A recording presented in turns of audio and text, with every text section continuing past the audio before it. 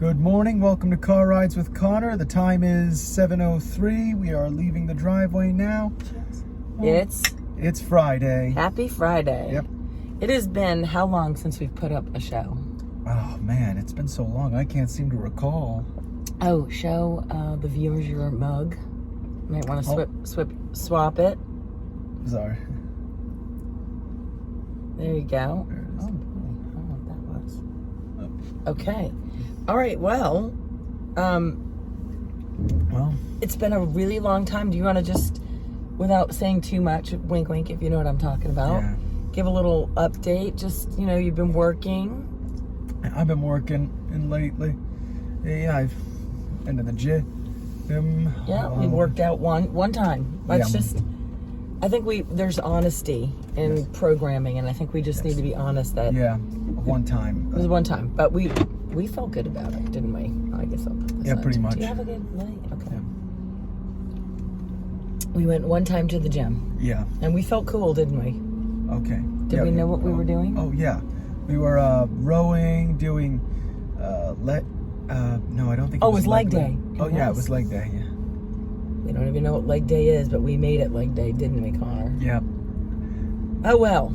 It's when we went into the YMCA that I'm reminded of that scene in Gremlins where Billy and Gizmo followed Stripe to the YMCA and he jumped into the swimming pool, spawning an army, a whole tribe. I don't remember that, but I know we didn't go to the swimming pool. Anyway, so yeah, we've been to the gym one time in a year. Yep. Cheers to us. Here's to that.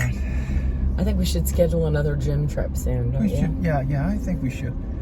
But I definitely think anyway, I'd like to discuss something with all you fans of Game of Thrones. Okay, just be careful with your coffee. Yes. We got Connor drinking coffee these days. Yep. I don't know if you have been on any of the shows, but it's okay. Yeah. Alrighty.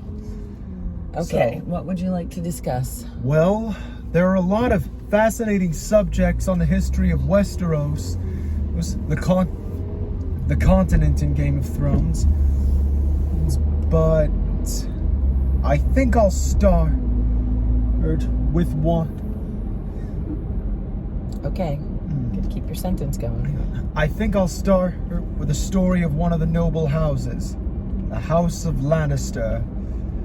Well, let's give we actually really enjoy the show. What was it, The House of the Dragon? Yes. Yeah. So there's that. Yes. Which is a prequel to Game of Thrones. Mm-hmm. It takes place 200 years before the events of the show. Okay, and you've got a little book about it and you're studying. Yes. I've been studying many things from even before the events of that show, but I won't go too deep into those details. Well, you don't want to spoil anything for those who haven't seen. Of course. So if you'd like to see, I probably would tune out right now because this could be a spoiler alert, couldn't it? Yes, it could.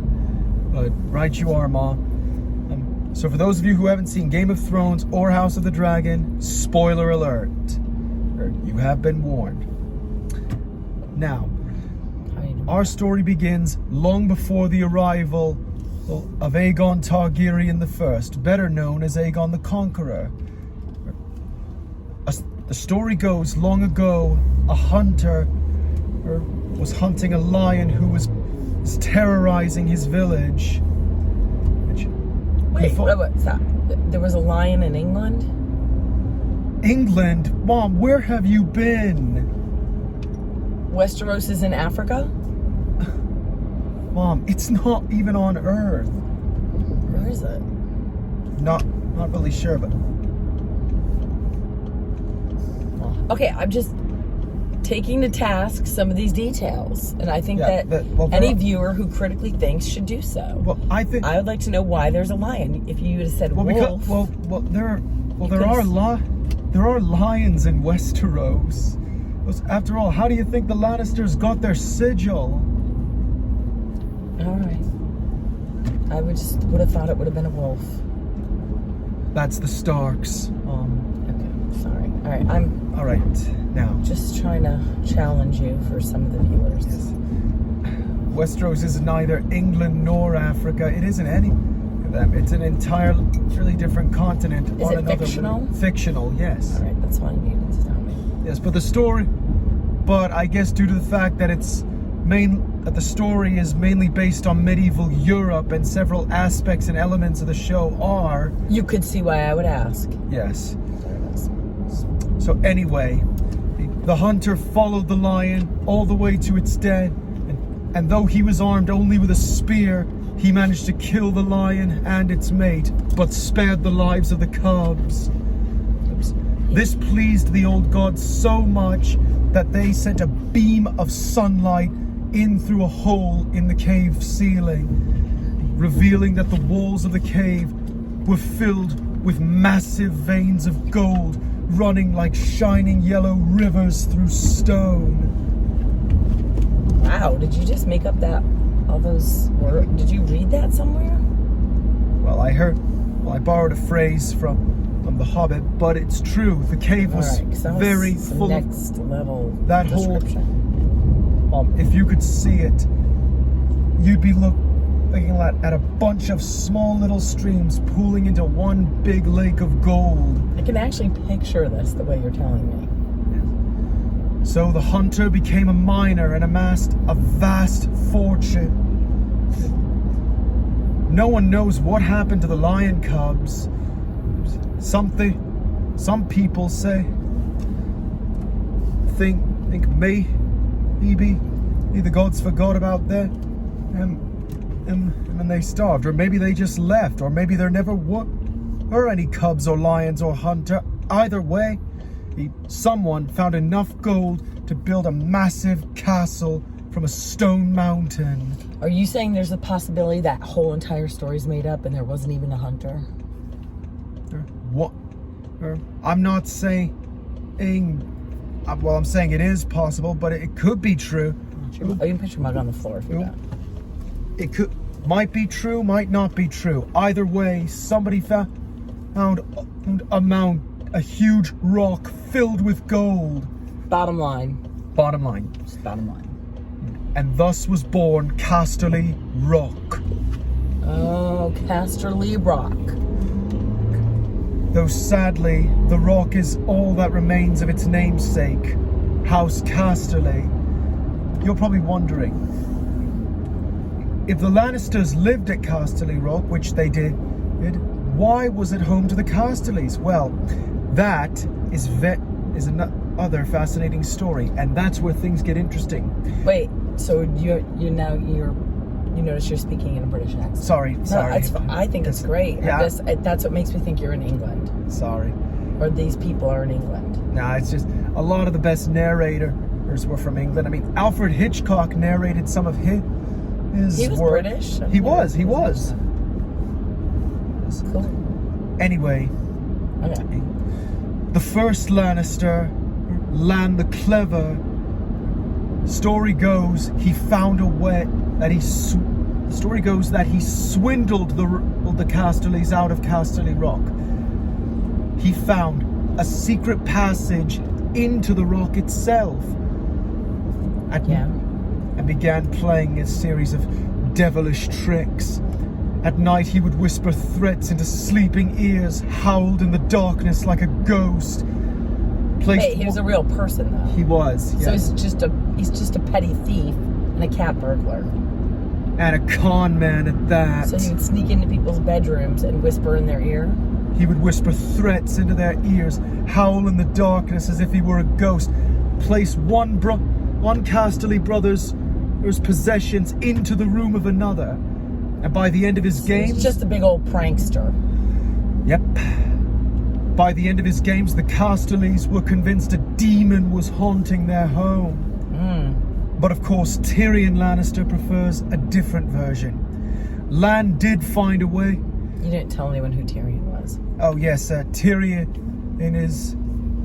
he's the youngest member of House Lannister and one of the more current members of the family. Okay, you might want to be able to start putting a bow on this because we're getting close to being... Right, is there a good stopping point for this part? Well, there is. Anyway, The version that Tyrion Lannister prefers is that Lan did find a way into Casterly Rock, but he used it to sport with the Casterly maidens. And if you, I don't want to know, but I think I'm picking up what you're putting down. Am I? Shortly after. Would they play soccer for sports? Oh, no. That's not what I mean by sporting. Maybe you meant clay discs for shooting? No, I mean... Okay, I think I know what you mean. Yes, shortly after, the Casterly women gave birth to golden-haired children, and the Casterlys had no choice but to accept their father into the family. Lannister named his new house... Lan named his new house after himself to honor himself, and House Lannister was born. Boom. Mic drop. That is a great segment for today. And at least, listen, you know, he's a good dad in some way. He didn't leave his kids. He did it. And you know, a lot of dads just rock and roll after sporting with the maidens. Yeah. All right, time to sign off on a Friday. All right. Thanks for watching. Episode. Yeah, thank you. You did great. Anyway, thanks for watching, guys. Be sure to leave a like and hit the subscribe button. And as always, stay classy, USA and UK. Always. Well, and maybe the world. Oh, yes. And you too, planet Earth. Anyway. Okay, wait. Okay, I always do my little sign off once you leave. What do you want to leave that here? Okay, yeah, just remember to take this back. It's a book. He's showing me a book. Yeah. Okay, all right. Hey, say goodbye to Chewy. Okay. Chewy wants to say goodbye. Bye, Chewy. Bye, Coco. Bye. All right, have a good day, babes. Just leave it on the kitchen counter. I got you. All right. Well, we've been hearing people ask, why haven't we been on? Where's the show? It's just down to me and my laziness. Well, plus Jack and some of his siblings have been helping drive him here and there. But anyway, we thought we would film today. So good morning, we're back, and thanks for tuning in. I hope you enjoyed it. This is just something he's so passionate about, and I just think it would be cool for everyone to see how fabulous he is at telling stories or details, and how patient he is with me when he is talking about something he's passionate about. It's just kind of cool. All right, everyone, happy weekend. It's beginning of October. Our local county fair started. It's fall-like weather. It's gonna be great. Have a super day. Bye.